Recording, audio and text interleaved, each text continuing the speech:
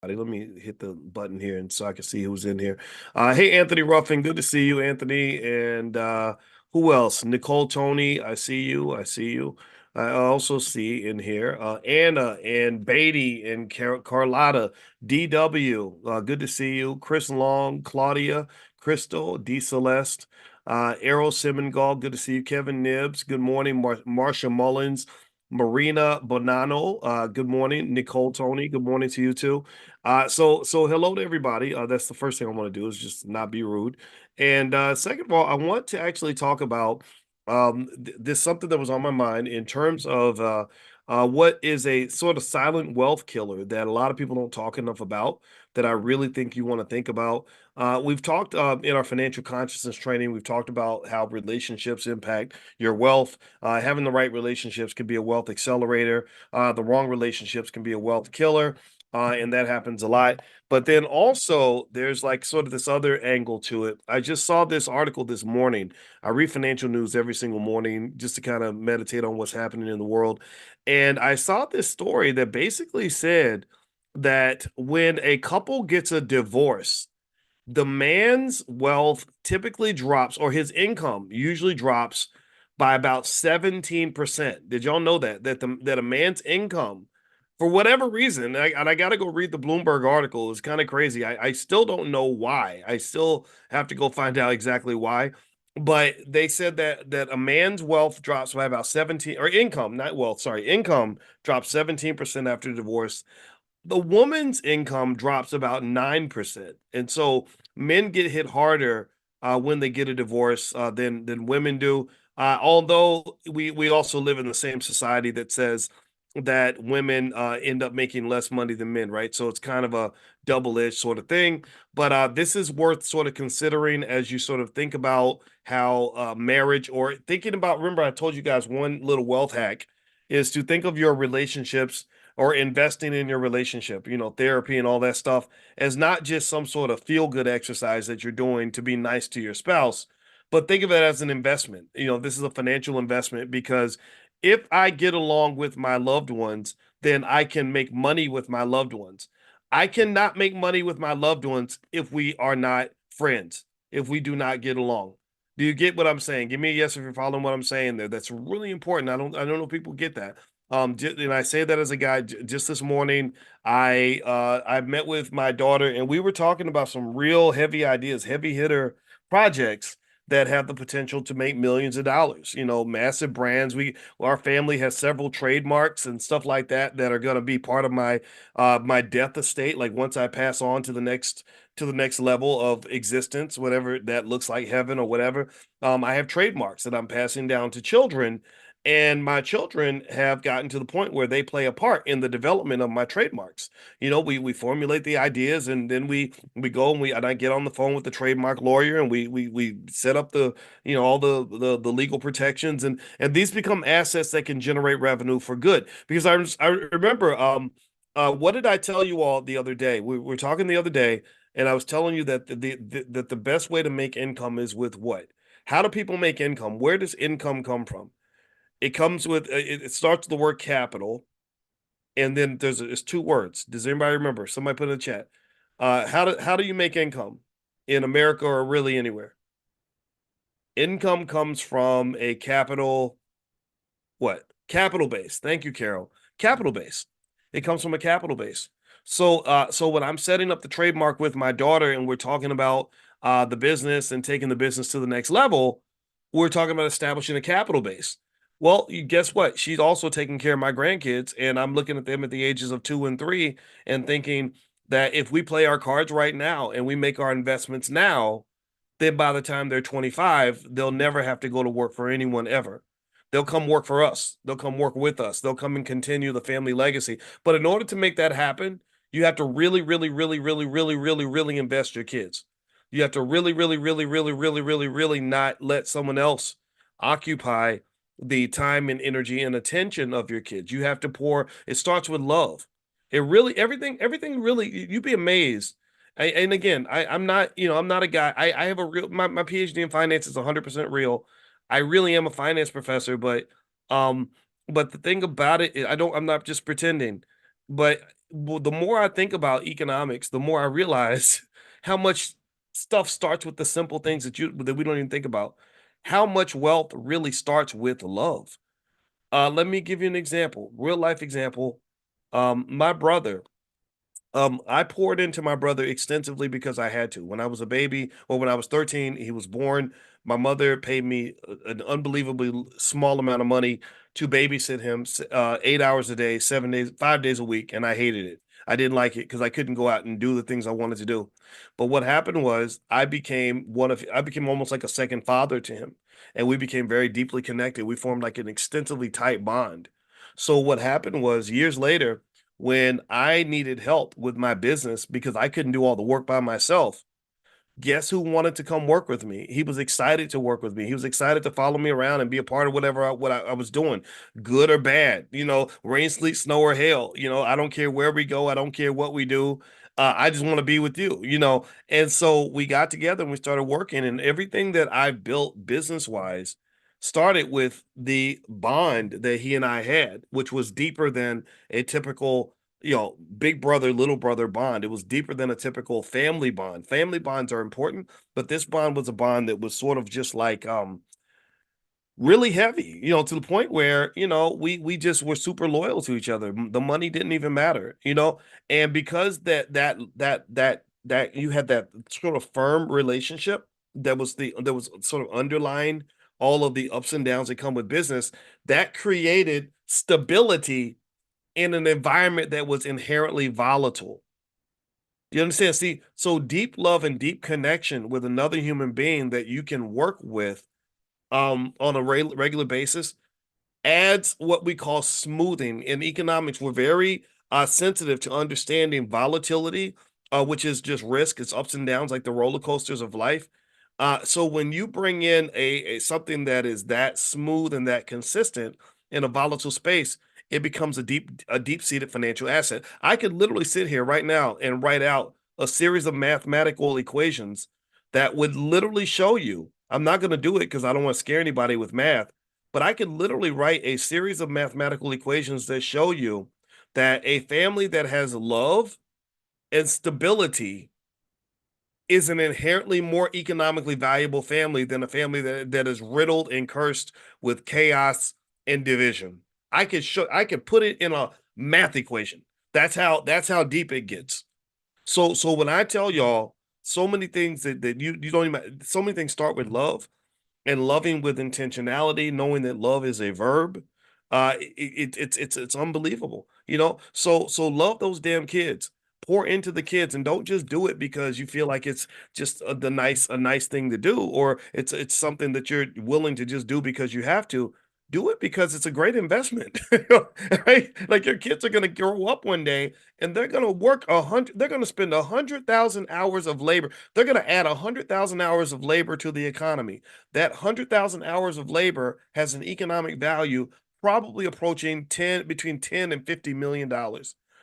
Why not pour love into them and form that connection and get their attention and their energy so they're pouring that labor into your family empire as opposed to pouring it into Procter and Gamble or, some other person's business. And I hope you get that point. I don't want to sound I know sometimes it may sound like I'm trying to be touchy-feely. I'm not trying to be touchy-feely. This is based on hard science. I'm a mathematician too, right? So this is just me telling you everything I can share with you that'll help you. Okay, so don't overthink it. All right, now a couple things I wanted to mention is that as you all know, I promised you all that we would develop a community around our Dr. Boyce daily economic financial consciousness meetings. So we have the community. It is a separate section of B1 Nation. It's a private community for those of you that are members of the daily morning gatherings that we do.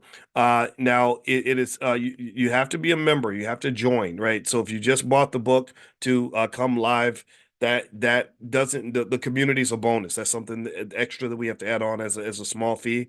But what we've done is we've made it extremely affordable. We've literally reduced the price by 76% today. I sent you all a text, and here's the link again if you'd like to join. Well, that's the link to get into the community. And what I'll do is also give you all the link to actually join the program. We're going to do this daily thing every single morning. We will do financial consciousness training every morning at 10 a.m. Eastern. And that's my commitment to you. And so if you'd like to join, here's the link to get in at 76% off. It gives you access to all the recordings. We're gonna record everything, put it in there. We're gonna go through my book, The 10 Commandments of Black Economic Power, in the deep dive. And then after that, we're gonna go through another book and another book and another book and another book. And I think one of you even said you wanted me to read the book out loud. So some books I may actually just read to you if you want. But actually, if you want to get the book read out loud, it is on Audible. So you can go to Audible and look up the 10 Commandments of Black Economic Power. And so let me share the link with you all to join. For 76% off. You should have that. And then also once you join, you'll see where the community is. So you can come in there and connect with each other and make friends and form investment clubs and do all the things you want to do. We just ask if you do join, don't come in soliciting things and stuff like that. Just come in and be part of the community. That's so we have to have some ground rules. All right, so let me see if I can pop this in here so everybody has access to the link. Let's see here. And the third part too is that if you want to get a copy of the study guide, we do have a couple hundred more copies available. You can go to drboycebooks.com, look up 10 Commandments Study Guide in the search box, and you can find a copy of the study guide. And you can actually get 30% off by using the code word book club when you go search for it. Okay. All right. So Lila says, I joined. Thank you so much. Dr. Boyce, you and your team are the best. Thank you. And I appreciate that you mentioned my team because we do have a great customer service team. So if you have any issues, you can email support@theblackbusinessschool.com. That's support@theblackbusinessschool.com. Taquana says, when will my study guide arrive? It depends on when you ordered it. It usually takes about a week to get there, depending on where you live. I know that Anna has shipped out all the study guides that have been ordered to this point. So it is in the mail. If you have any questions, just email support@theblackbusinessschool.com. Stuart Campbell says, got 3 extra for son and grandsons. Good for you. I like that. I like that approach, Stuart, because we really have to have kind of an each one teach one mentality. Black economics is not being taught very readily in our society. It's not being taught in a public school anywhere. It's not being taught on college campuses. So it's important for us to take that mantle. I don't, and maybe it's because I'm an educator myself. There's never a day where I sit around and wait for a white person to come and educate my kids. Or anybody to do that. No, I can do that. I've got access to the information. I've got access to the internet. I've got access to books. I can teach them myself. I know things, right? So I would encourage you to just do it. Just get it done. We've got the resources for you. We want to help you with that. Okay, so let's see here. Let's see here. You know what, Michael? Let's see. You're asking. So if I pay the $80 already, did I purchase a discount? Did I double pay, or am I on the right track? Well, okay. So here's the deal. So there was the 30 days to financial consciousness training that we did last month. That's one entity, that's one class, that's one thing, that's closed, that's done. Okay. Now, what we're doing now is what we call just the URL actually is drboycedaily.com. This is where because the first class was kind of an experiment, and that's why the price was so low, like 20 or 30 bucks, 40 bucks, whatever. Now we're doing something that's more of a membership based model. Now there is a lifetime access fee if you want to do that, but what we do is we reduce the membership fee to make it affordable, like $19 a month or something like that. And literally every single morning, we're going to do financial consciousness training every single morning. So we're going to go over anything and everything you want to talk about when it comes to money and sort of understanding money, how to connect with money, how to see money in certain ways. Right now, we're going through the book, The 10 Commandments of Black Economic Power, which you can get a copy of the book at drboycebooks.com. I know for a fact, I don't believe, I know this for a fact, that any family that integrates even 10% of these ideas is going to be well ahead of anybody else when it comes to economics. And so that's where we are. That's what it is. So we'll talk more about that a little bit later. I can answer more questions for you, but generally speaking, right now that new membership thing, that was something that I just I don't know. I just wanted to do this. Prime is separate. So if you want to look at stock options and stuff like that, there is a separate Prime program that we do with stock options. You can go to drboyceprime.com, or you can also go to boycewatkins.com. There's a training called How to Make Money Without Working. And that's where in that class, we only talk about stock options, how to generate income from stock options, which is actually a great thing to understand as well. But here, the goal is economic consciousness. And also, we have the community. It's the first time we've ever had an actual community where you guys can get together and talk to each other and stuff like that. So that link, I gave you both links in the chat. All right, so let's jump into this. Let me share the slides. All right, so the first thing that I wanted to share with you was that piece about divorce and understanding just how divorce is a wealth killer. It really sets a lot of families back. And not only divorce, but just this whole, unplanned parenthood, having kids, when you're not quite prepared to have someone that you can have kids with and work with to raise the kids properly. That just splatters your money everywhere. If you are a man paying lots of child support, that's going to hurt your wealth. If you are a single mother trying to do it by yourself, that hurts your wealth. Those two groups of people tend to have the lowest net worth in America, right? The baby daddy, baby mama thing, right? So not to judge it, it's just a reality, it's just a fact. So ultimately, um, being able to invest in the methodologies to maintain stability within that family structure is big in terms of economics. If you give me two groups of people, one group, found a way to work it out. They compromised. They were willing to submit to the family, willing to work together, willing to sit down with a therapist, versus another family that says, no, no, no, I'm not putting up with that, and no, you didn't, and I'm out of here and I'm gone. That those two families will have very different economic outcomes, because the thing is that relationship volatility takes a lot of energy. It takes a lot of energy to fight. It takes a lot of energy to break up. It takes a lot of energy to do visitations. It takes a lot of energy to hate your baby daddy or hate your baby mama, right? And it takes a lot of energy to rebuild another family structure after you've walked past the previous one. And all these things that take energy, even the things when you hear millionaires talk, a lot of millionaires will tell young men, chasing women is not a good way for you to make money, because it's going to take away your energy. It's going to take away your attention. It's going to take away your time. And so a lot of millionaires like the LeBron Jameses and people like that, who could have spent a lot of time chasing women, instead LeBron was chasing this family structure. He was chasing empire building. He really was trying to become King James by literally saying, no, this is my wife, this is the queen, these are the little princes and princesses, and these are the ones that are going to continue the legacy. Now we're this billion-dollar family. All the children are going to be similar to Blue Ivy or whatever. They're going to have all these millions of dollars. They're going to come into the world with a lot of wealth and a lot of power. And also, they're going to come into the world with family stability that allows them to enjoy that wealth and power without being distracted by things like horribly bad choices or drug addictions or whatever that come from the pain and the trauma that can happen when our families are broken up. A lot of us don't even think about how things like divorce and all that, how that affects kids. I'm not saying that people shouldn't do it. I understand things happen. Everybody, I mean, it happens to a lot of us, right? But I find it really fascinating that people will do things like that and not even really spend much time thinking about the kids.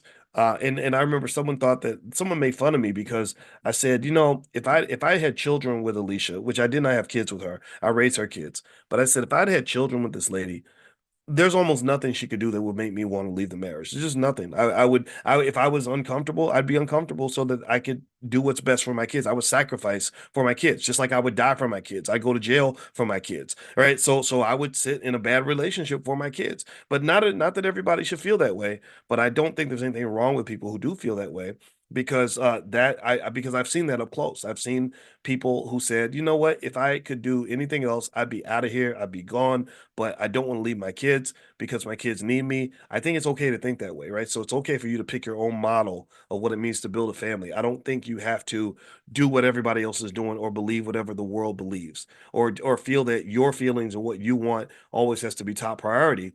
Because believe me, there are many times. If you think about this, right? If you look at even if I look at my own life, I have enough money to do the things I want to do. Um, there's a lot of stuff I could do. If I was really just thinking about me all the time and what I wanted, I wouldn't be doing anything for my wife or my kids because I was actually quite happy by myself. Doing things by myself and it's less expensive. I can do whatever I want. Um, it takes work and commitment to involve other people in the things that you're doing. So I just kind of think that that rugged individualism in America, it does kind of put a damper on your economic possibilities. If you go to countries that are becoming more prosperous over time, like China, they don't think that way at all. They always believe that the group is more important than the individual. I think America believes the individual is more important than the group, and I don't think you have to think that way. All right, so remember we were talking about things that strong black businesses can do. Why strong black businesses matter? Well, number one, they sustain and support your social justice movements. If you got any sort of social justice movement, businesses are the ones that will fund the movement. Every movement needs money in order to in order for that movement to exist. So you need your business owners to sustain the movement.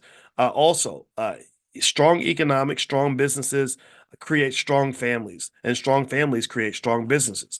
They're all deeply connected. Whenever you have a community where there's plenty of jobs for everybody, plenty of opportunities for everybody, you tend to also see stronger families in those communities. That's a consistent theme. Also, it creates safer neighborhoods. So, as we're talking about cleaning up black neighborhoods, I don't believe the Democrat Party is going to do it. I don't believe the Republican Party is going to do it. I don't believe corporate America is going to do it. I think we have to do that. That's literally going to be something we have to do. And what you find is that in communities where you have business owners and equity stakes, where people actually own that community and they have families and you have solid men and women that really care about that community, then they fight to defend and protect that community. It's not as porous. The black community is very porous. It has lots of holes. Anybody can come in, anybody can come and take things and give nothing back. We kind of believe that we should accept and bring in everybody. But if you go to, say, a Cuban community in Miami, that's not going to happen. If you go into a Cuban community in Miami and you try to take things and not give anything back, then you're going to be put out of business and you might get killed. And so ultimately, the ability to create safe neighborhoods is deeply connected to the ability to create economic prosperity and opportunities in that neighborhood. Next, it also funds schools. So when we talk about the Black Core of Three of the Black Business School, the Black Core of Three, in case you don't know it, is this is what we live by. We believe black people should educate our own children, create our own jobs, and support black owned businesses. That's what we believe. We should educate our own children because our kids are being poisoned by the public school system.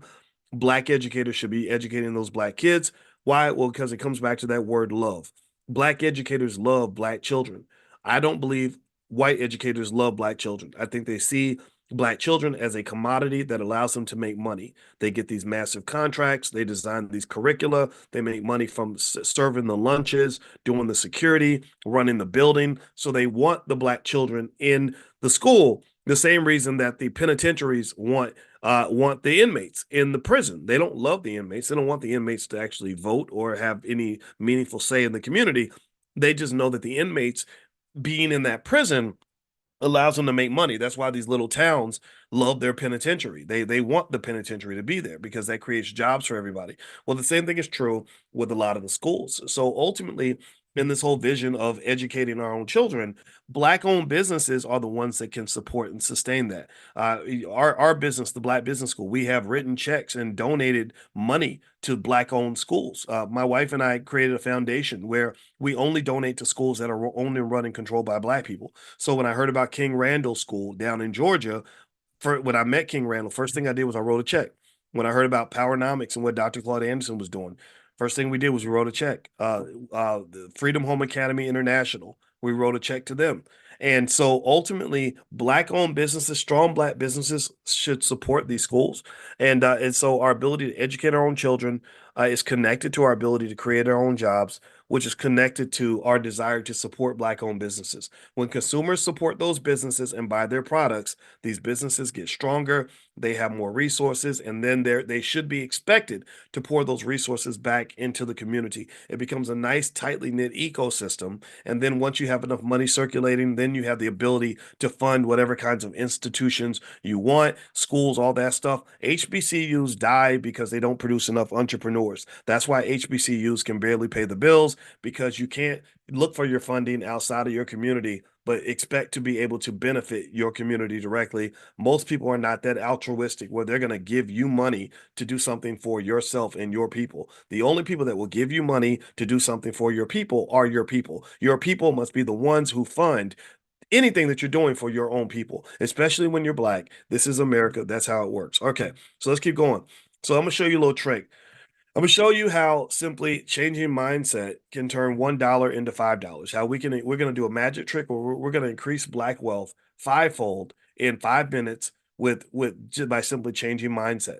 So imagine if we could get black people to just commit to buying black whenever possible, just sort of as a core value, as a core idea that we're going to buy black whenever possible. That's the second commandment in the book. Buy black whenever possible. Okay. So let's look at what happens here. So let's say you got a community where everybody's playing the same game. We're all playing hot potato. The dollar is the hot potato. We're passing the hot potato to each other. Okay. So Billy buys from Sandy. Billy's black, Sandy's black. That's $1. But then the dollars don't disappear. They just multiply. They get used over and over again. So Sandy then pays Teresa's salary. Teresa works for Sandy, so she gives her $1. So that's $2. So that dollar's been used twice. Every time a dollar gets used, it grows into something bigger, right? So a dollar is not something you use one time. It's something you can use 10,000 times. Okay, so $1 could be $5, $10, $1,000, depending on how many times you use it. So Sandy pays Teresa's salary, and then Teresa goes and buys from Fred because they're all playing the same game. They're all playing the hot potato game. They're passing the dollars to each other. So now that dollar's been used 3 times. So you've tripled the wealth in that group. So all 3 of those people now have had the ability to use that dollar to achieve something, to get access to some sort of good or service. So Billy is better off from whatever good he got from Sandy. Sandy's better off because Teresa's showing up to work every day. Fred is better off because Teresa is buying from Fred. That same dollar has accomplished something for all 3 of these people. Then Fred goes and pays Joe. Joe works for Fred. So now Joe and Fred have made an exchange. Fred says, "Hey, I got the dollar from Teresa, who got the dollar from Sandy, who got the dollar from Billy, and I'm gonna give the dollar to you. This is the hot potato. You're gonna play the same game. You're gonna go give that money to someone else within the ecosystem. So now that dollar has become $4. Do you follow what I'm saying? Give me a yes if this is making sense." And then Joe buys from his daughter's business because Joe has a family business. His daughter's selling cupcakes or something. So he goes and takes the dollar and buys one of his daughter's cupcakes. That's $5. So look at what's happened here. See, the dollar is it's really like a communication system. It's like a wire, like a phone wire, where people get on a telephone and the voice goes through the communication system. Okay. So the dollar is a vehicle through which goods and services are transferred from one person to the next. Do you understand? It's sort of it's a means of economic communication almost. It's a connector. So basically, all these people, look at all the value that's been created here. I want you to process this for a moment and look at all the economic value that's been created. Let's go beyond the dollar. The dollar is simply a tool to reflect that value. But let's look at the value of what has happened here and look at the power of this ecosystem that I've formed here with just these 5 people. Billy's buying from Sandy, so Billy is getting a service or a good from Sandy. So his life is better. In economics, we call this utility.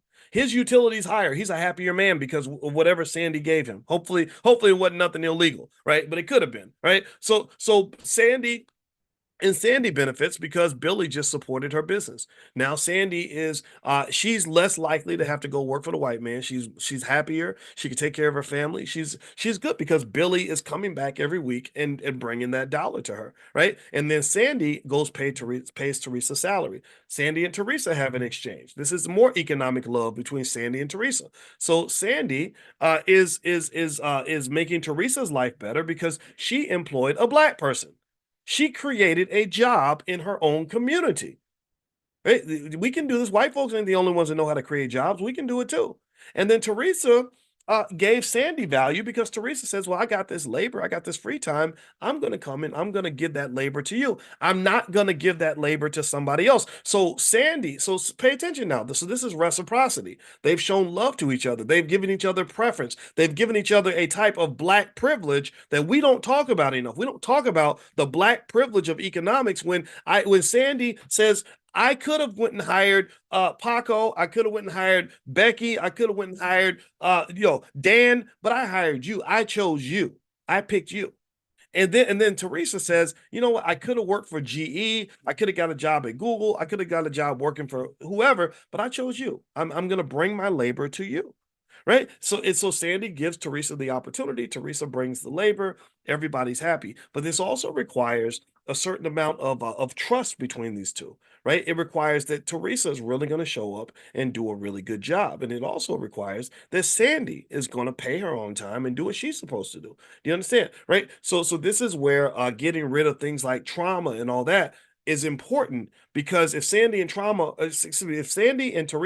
are crazy traumatized people that don't uphold their responsibility and don't want to be held accountable, then none of this works. This game of hot potato does not work. The hot potato eventually gets passed out of the loop when somebody defaults on their responsibility. So Teresa then takes the money because she's committed to the game. She then goes and gives her money to Fred. She buys from Fred. Same thing. They're exchanging value. Fred is giving her a product, a service. He's giving her vegetables, counseling, whatever. And Teresa's giving him money. So once again, look at how their lives are different. So Teresa's happy because she got whatever she got.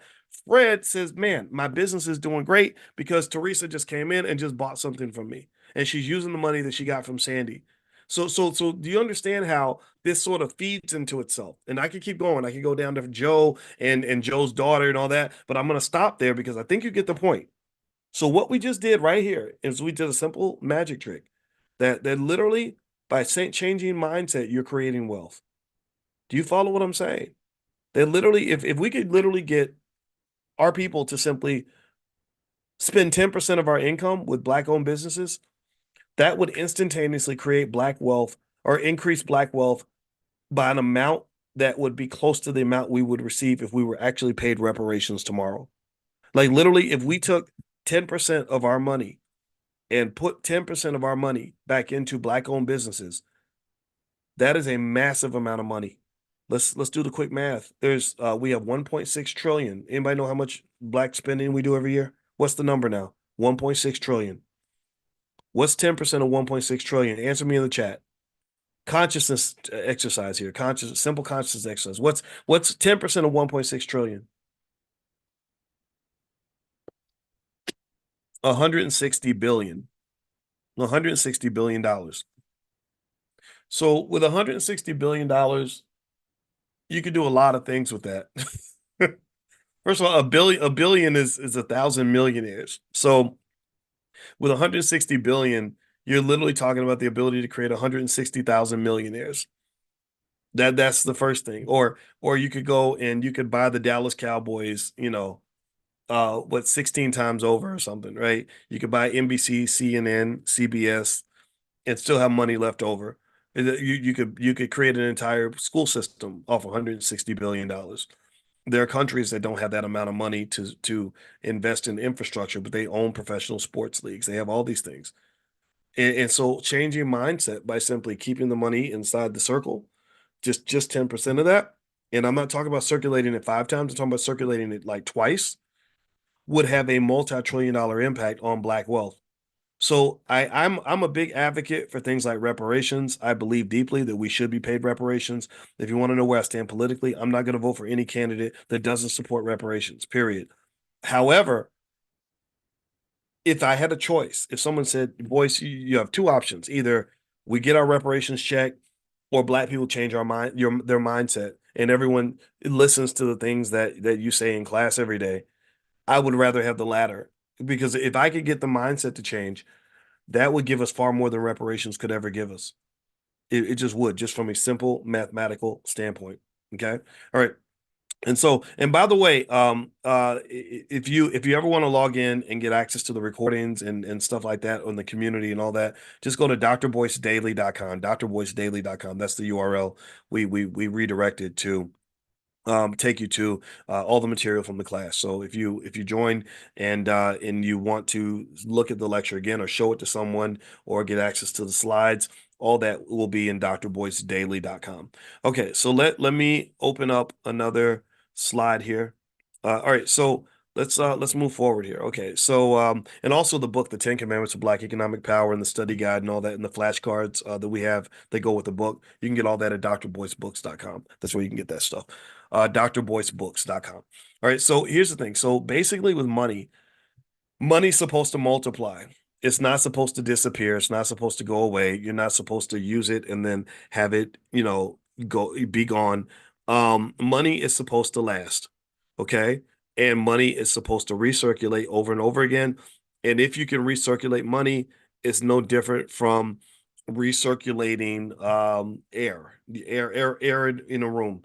If you turn the air conditioner on and you're recirculating the air in the room, then you don't need as much energy to keep the room cool as you do if you open the window and let all the air out. So our big problem, the big reason that we have to go to work every day, the reason you exert so much energy trying to survive economically is because we are working our butts off to generate all this air, all this money, all this cash flow, like air flow, and all the flow is going out the window. So similar to your air condition that requires where the bill is high, you're paying a very high bill because you got to keep the thing pumping to keep the room cool. It's the same way with work. That same type of work that you're putting in to grind every day and go to that job, that is only required because nobody ever shut the window for you. Nobody ever helped you understand that if you are efficient with with your cash flow and your financial flows, that you don't have to put out that same amount of energy. Your kids don't have to work for people. They just teach you that this is what you have to do, but that's not true at all. There's no 25-year-old that has $250,000 in the bank that has to get up and go to work every day. They're not, especially if they're responsible with their money. And so that's why the $5 a day plan is so important. If you haven't done it yet, if you text the word stock to 87948, I'll send it to you. Text stock to 87948 and I'll send it to you. Also, you can go to blackwealthmasterplan.com. That's where it is. And in case some of y'all have already seen it and you're wondering why I keep repeating it, it's because there are people who haven't seen it yet. So forgive me for having to repeat myself. But then the other thing too is that one of the ways to teach and to reprogram ourselves is repetition. We have to repeat what we believe and what we want. All right. So let me open up this slide again so we can move to the next one here. Okay. So so the next thing that I want you to consider is what it means to have fertile economic soil. Okay, what that looks like. And when I remember, I told you businesses grow, wealth grows the same way a flower grows. And the thing is, um, the thing about growing a flower is that in order for the flower to grow, you need good soil. You cannot grow a flower in toxic soil. And the problem that you have is that a lot of your businesses can't grow because the economic soil is very poisoned and it's very toxic.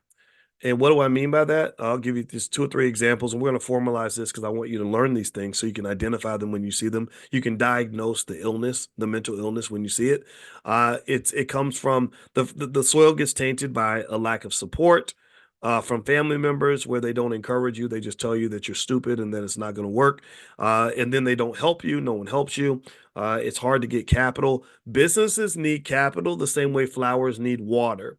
So when you are trying to start a business and you don't have access to capital from either your family or from banks, then your business is going to have a high likelihood of not succeeding. Just no differently from the way a human body dies if you don't put water in that body, right? So a lot of our businesses struggle. Black businesses fail at a rate of 80%. They fail much more readily than white businesses, largely because there's not a lot of fertile soil to grow these businesses in. So improving the soil in your family is important. Now, here's the solution, though. I don't just tell you the problem. I want you to have a solution. The solution is that you can control the soil in your family, but it's going to require consciousness, financial consciousness. You must consciously override your pre-existing programming so that you're able to create the kind of soil that's going to grow the things that you want to see. So what I'm going to do is give you some clear, simple ways that you can improve the quality of the economic soil in your family. Let's get it cracking. Let's throw it out there. If you see somebody in your family that has a business and you can afford it, go buy some of their stuff. That's it. Just support them. That's important. That motivates them. That gives them economic support. That allows them show economic love. Stop just saying things. Stop saying how much you respect and love their hustle and their grind. Do something. Do something. Dr. Claude Anderson, every time we've talked, he talks about all the Negroes that get on the phone with him and say that they love Powernomics, but then they just hang up the phone and don't do anything to support. No, if somebody is fighting on behalf of something you believe in, you're supposed to jump in the fight. Let me tell you a stupid story. I had a really good friend. He's a white boy, but that was my buddy when we were in high school. And not that I dislike white people. I don't dislike white people. He just happened to be white. Anyway, so there was this boy who was a bully. He was a bully. He was older than me. He was big. He was tall. He was kind of intimidating because he was like from the straight hood too. He was like a real scary guy. And anyway, we played basketball, and me and my buddy were playing, and the guy he wasn't picking on me, but he was picking on my friend. Right, he was kind of bullying him. So every time he would go for a layup, the guy would like whack him upside the head, or he'd get the ball and he'd push him down, and I saw this happening and I didn't like it. It made me mad. So eventually, so here's the thing though. I didn't do anything at first because I was kind of intimidated. This guy was big, and I was about 14, 15 years old.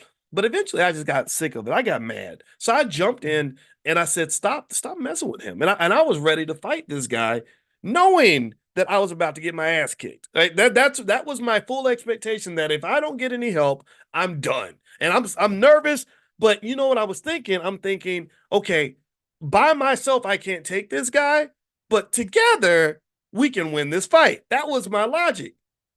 And do you know what this SOB did? He literally took his basketball, sat down. We about to duke it out. He sat down and watched me and this other guy fight. He literally sat there and watched us fight.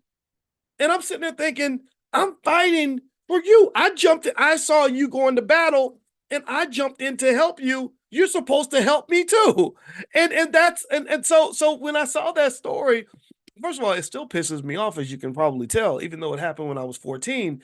But it really makes me think about how often do we see in our community where, and this comes from slavery, where somebody that you love will be in the trenches getting their butt kicked, scraping, fighting, just whatever. And we'll just sit there. We'll just sit there and watch them get beat. We'll watch them get lynched. That they on the plantation, that's what happened. We got used to that. Like, well, he shouldn't have been talking, whatever. And I think, I don't know if it's a fear or maybe we feel powerless in our environment. We don't feel that we have the ability to shape our personal and collective outcomes. But one thing that I started consciously doing with myself is I said, boys, don't just talk. You got to be about action. If you see somebody that you care about who is taking up a battle that is going to impact you in a positive way, you need to jump in the fight with them. Jump in there and help. Right? So when you see that loved one in your family that's going at it alone, that's doing something different, that's taking a chance, just jump in and help, support, buy something, right? And it means so much to people that are trying to do it alone. And so, like with Dr. Claude Anderson, that was my thinking with him. That's when we wrote the check to support what he was doing with the Harvest Institute. I was stunned when he told me how many people that were richer than me, more famous than me, who called him and said they love Powernomics, but then did nothing. Did nothing. Would then go out and spend $100,000 on a car. But you can't write a $40,000 check to the Powernomics Institute. Well, a lot of that is because of economic immaturity. We have not yet learned that freedom is not free. We have not yet learned that white folks are not going to pay for your liberation. They're not going to write that check for you.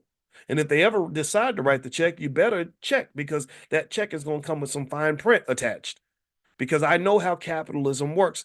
Capitalists capitalists who happen to also be connected with this thing called racism, they don't write checks to black people without expecting to get an ROI out of your butt.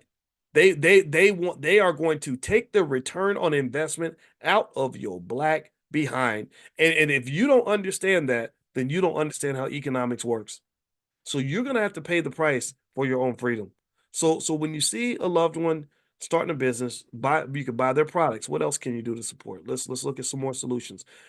You can market, you can give them some marketing. You can tell other people about the business. You know, every business needs marketing. I'm really shocked by how many business owners I see when I go around the country who have a great business idea but have no marketing plan, no marketing budget. Say, well, how are people going to learn about your business if you're not invested in marketing the business? The marketing gives life to a business. So marketing is extremely important. People aren't going to just discover what you have going on. And maybe for some of us, we think we again that passive mentality. We're thinking that maybe a white person is going to come along and discover us and give us this opportunity, right? And I encourage you not to be passive. You have to be assertive. There to this day, there is I've sold about 100,000 books, and to this day, I've never had a book deal from a publisher. I've never been offered a TV show. I've never been offered a radio show. There was no point where anybody ever gave me some big break. No, I had to grind and hustle and figure it out piece by piece by piece, brick by brick by brick, and do it consistently every single day for probably the last 10,000 days in a row. All right, so let's keep going. Next, offer advice and support for improvement, right? If you see somebody that's doing something wrong, don't just gossip about them, help them. Give them some loving advice. You know, even if you go to a black owned business and they mess up the customer service, you never have to come back to that business ever again. You don't. But maybe one parting gift you can offer them is you can say, look, I'm not coming back, but here's why. Fill out the customer service report and be nice about it and say, look, it looks like to me, because remember, a lot of black business owners are first generation. We forget that. We compare first generation black owned businesses to fourth generation white owned businesses. And then we somehow walk away concluding that we are inferior. That's what you do. And you don't consider the fact that a lot of these white owned businesses that look all clean and glossy and they're doing everything the right way, if you go back a couple generations, those things those things were messy. Those businesses were sloppy as hell. Some of them started illegally and were doing all kinds of stuff. I mean, there's so many companies. I mean, that I've seen. I mean, I don't know if y'all know that. Like even American Express started in like 1850 something, and the business they were in was completely different from the business they're in now. They were doing something totally different, and they weren't doing it that well. They were doing it okay, but it was messy. It was sloppy. They made mistakes. UPS again was started by two teenagers who were delivering packages on their bicycle, two sloppy little raggedy kids. You know, so I encourage you to give black business owners a little bit of grace. Not to the point where you have to keep giving them money, right? Because some of the businesses just aren't ready or never going to be ready. But at the same time, I think that the way we critique each other has to be done in a way where there's a difference, a conscious difference between constructive criticism and destructive criticism. Now, some of you are asking about the All Black National Convention. The convention is October 25th through the 27th. The URL is allblacknationalconvention.com. That's allblacknationalconvention.com. It's going to be in Lombard, Illinois, which is right outside of Naperville or near Chicago. It's a suburb of Chicago. And it's going to be at the Westin Hotel. The room rates are, we only have about 300 room nights available. So the rooms are going to go up really fast. They're going to disappear. We're not trying to do Invest Fest, so we're not looking to have thousands of people. We like the conference field. That's what our team decided. We don't want to keep expanding. We want to keep it about no more than 500 or 600 people, which is enough for us to have a nice critical mass, but not so big that it becomes impersonal. We want you to be able to talk to the experts. We want you to be able to connect with each other.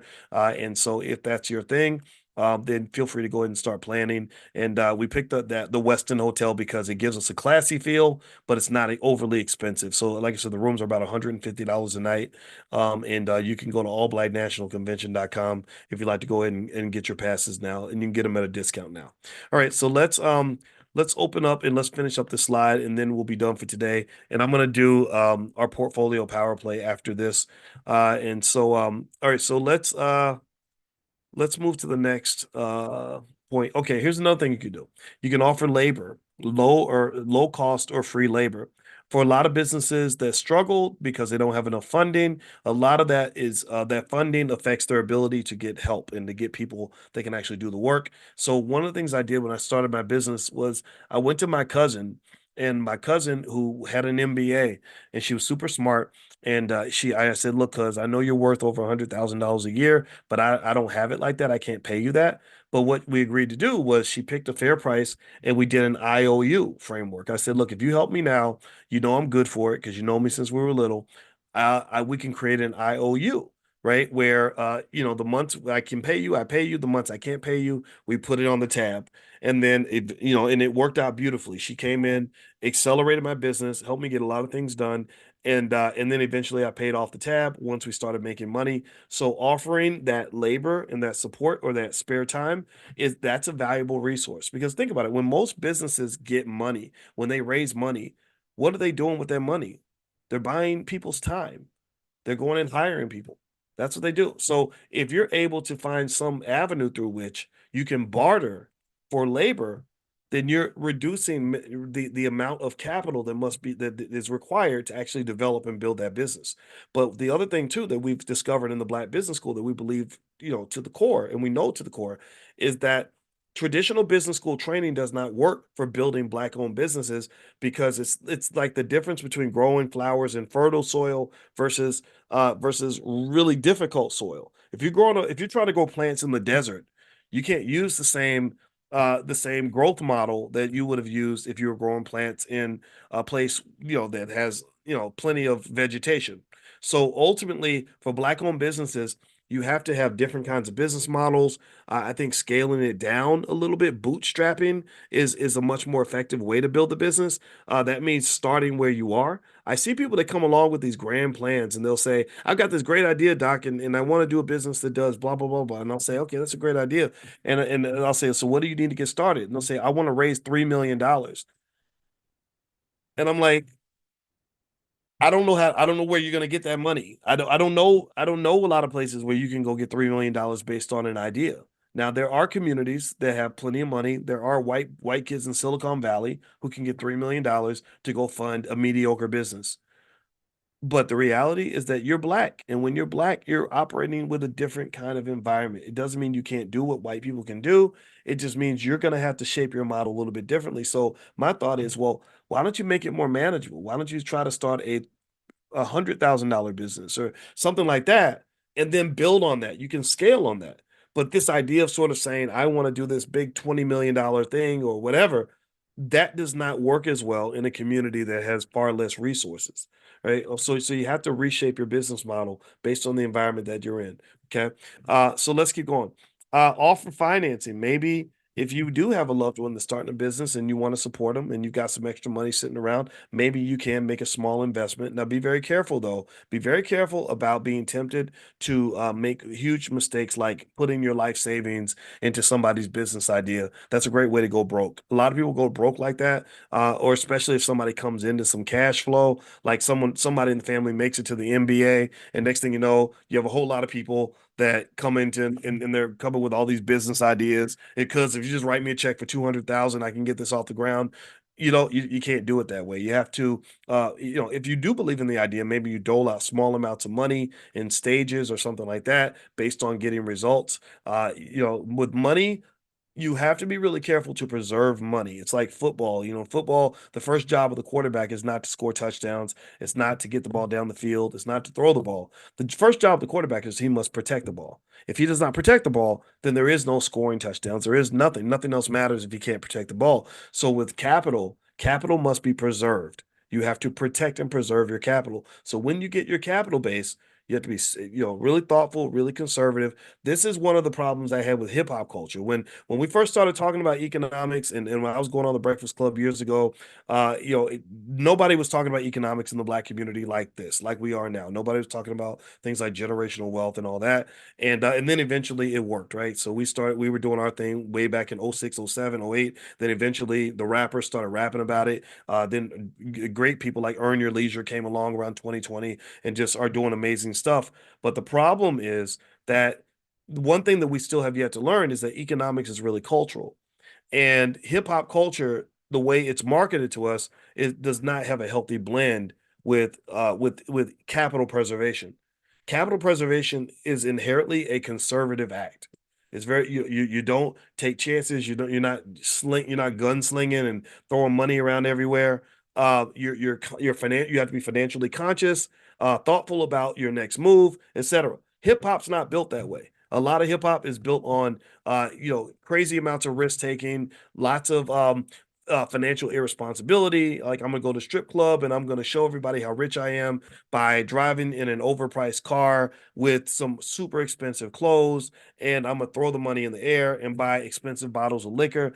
And so when I started seeing hip hop culture blending with economic culture, I said this is gonna be a problem because those two cultures don't mix very well, right? People that want to preserve legacy and capital and everything else have to sort of be thoughtful about risk management. Even the idea of rappers getting shot all the time and all this stuff and that on all that danger and chaos, like that's very costly, right? Every time a famous rapper gets killed, that's millions of dollars down the drain. Tupac would have been worth over $1 billion if he was still alive right now, but because of the street culture, that $1 billion in potential wealth, it just evaporated. When Biggie got killed in retaliation, another billion just gone, right? And so ultimately, I would encourage you to kind of think through what a healthy economic culture looks like and just understand that it does come with various forms of consciousness and wealth preservation, and it must be done with intentionality. So another aspect of consciousness that hip hop doesn't really have or encourage that is required with wealth is even when you listen to rap songs and you hear rappers rap about drugs and alcohol, they talk a lot about being drunk and being high, being drunk and being high, and they promote drug use and drug addiction. Well, is a drug addict conscious of what's going on around him? If somebody's high, yes or no? Are they conscious? Do they know what's happening? Do they know what's going on? No, they don't. A person who's high or drunk is not financially conscious at all. That's why casinos give you free liquor. That's why casinos give you free liquor. Casinos give you free liquor because they don't want you to be financially conscious. I'm sorry, I'm choking, guys. They want you to have fun, drink up, and because you're gonna become loose with your money when you've been drinking. Drugs gives you overconfidence, right? So even that the promotion of drugs and alcohol promotes a lack of consciousness. It promotes highly unhealthy, unconscious behavior that leads to the loss of wealth. Okay. Now that I'm choking, I'm gonna go ahead and finish off for today. Sorry about that, guys. I don't know what's going on. So let me stop talking. I hope this conversation was helpful to you. We're gonna be back tomorrow morning at 10 a.m. If you go to drboycedaily.com, that's where all the recordings will be. That's also where you can get access to the community. Also, what I'll do is I will share this link one more time. Let me see. That's the link. If you want to join for 76% off, which makes it about like less than $19 a month, you can do that there. And also there's a money back guarantee and everything else if you're not happy. That 76% off link works until midnight tonight. After that, then it goes back to regular price. Regular price is $79 a month. But with that link, you can actually get in for $19 a month. And also, if you want to get profit alerts and stuff like that on stocks that I'm buying, just text the word stock to 87948. If you text stock to 87948, I will also send you a link to join us for the next meeting we're about to have in 3 minutes, which is the Tuesday portfolio power play. So I'll send that text out right now and you guys can join us. And Sharon says I should rest my voice. I really need to. I hear something in my voice, right? I don't know what's going on, but I gotta do this. I gotta get through the day. So we're gonna just jump right in and do the next thing. So I'll see you guys tomorrow morning or in a few minutes. Again, just text the word stock to 87948. I'll send you guys a link and you can join me in the portfolio power play. We're gonna do strictly stocks. It's all about stocks in that conversation. All right. So have a good day, everybody. I'll see you guys.